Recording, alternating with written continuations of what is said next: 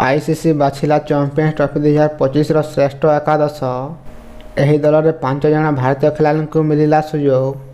ହଁ ଦର୍ଶକ ବନ୍ଧୁ, आईसीसी ଚମ୍ପିୟନ୍ସ ଟ୍ରଫି 2025ର ଶ୍ରେଷ୍ଠ ଦଳ ଘୋଷଣା କରିଛି। ଏହି ଦଳରେ 12 ଜଣ ଶ୍ରେଷ୍ଠ ଖେଳାଳିଙ୍କୁ ସାମିଲ କରାଯାଇଛି। ସବୁଠାରୁ ବଡ଼ କଥା ହେଉଛି ଯେ ପାକିସ୍ତାନ, ଅଷ୍ଟ୍ରେଲିଆ ଏବଂ ଇଂଲଣ୍ଡ ଭଳି ବଡ଼ ଦଳଗୁଡ଼ିକର ଜଣେ ବି ଖେଳାଳି ଶ୍ରେଷ୍ଠ ପ୍ଲେଇଂ 11ରେ ସ୍ଥାନ ପାଇନାହାନ୍ତି। ଚମ୍ପିୟନ୍ସ ଟ୍ରଫିର ଶ୍ରେଷ୍ଠ ଖେଳାଳିଙ୍କ ମଧ୍ୟରେ 5 ଜଣ ଭାରତୀୟଙ୍କୁ ସାମିଲ କରାଯାଇଛି। ସେହିପରି ଏହି ଶ୍ରେଷ୍ଠ ଦଳରେ ନ୍ୟୁଜିଲାଣ୍ଡର 4 ଜଣ ଏବଂ ଆଫଗାନିସ୍ତାନର 2 ଜଣ ଖେଳାଳିଙ୍କୁ ମଧ୍ୟ ସାମିଲ କରାଯାଇଛି। ଚମ୍ପିୟନ୍ସ ଟ୍ରଫି 2025ର ଶ୍ରେଷ୍ଠ ଦଳରେ ସାମିଲ ହୋଇଥିବା 5 ଜଣ ଭାରତୀୟ ହେଉଛନ୍ତି ବିରାଟ କୋହଲି, ଶ୍ରେୟସ ଆୟାର, କେଏଲ ରାହୁଲ, ମହମ୍ମଦ ସାମି ଏବଂ ବରୁଣ ଚକ୍ରବର୍ତ୍ତୀ। ଜଣେ ଭାରତୀୟ ଖେଳାଳି ଅକ୍ଷର ପଟେଲଙ୍କୁ ମଧ୍ୟ ଦ୍ୱାଦଶ ଖେଳାଳି ଭାବରେ ସ୍ଥାନ ଦିଆଯାଇଛି।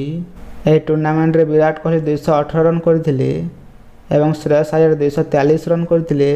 ସେପଟେ ମହମ୍ମଦ ସାମି ଏବଂ ବରୁଣ ଚକ୍ରବର୍ତ୍ତୀ ମଧ୍ୟ ଉଭୟ 9ଟି ଲେଖାଏଁ ୱିକେଟ୍ ଅକ୍ତିଆର କରିଥିଲେ ଏବଂ ଭାରତକୁ ଚମ୍ପିଆନ କରାଇବାରେ ମୁଖ୍ୟ ଭୂମିକା ଗ୍ରହଣ କରିଥିଲେ। ସେହି ଦୃଷ୍ଟିରୁ ଆଇସିସି ଏହି ଖେଳାଳିଙ୍କୁ ଶ୍ରେଷ୍ଠ ଏକାଦଶରେ ଚୟନ କରିଛି। ଚମ୍ପିୟନ୍ସ ଟ୍ରଫିର ଶ୍ରେଷ୍ଠ ଏକାଦଶ ହେଉଛନ୍ତି Rachin Ravindra, Ibrahim Zadran, Virat Kohli, Shreyas Iyer, KL Rahul, Glenn Phillip, Azmatullah Omarzai, Mitchell Santner, Mohammed Shami, Matt Henry, Varun Chakravarthy ଏବଂ ଅକ୍ଷର ପଟେଲ।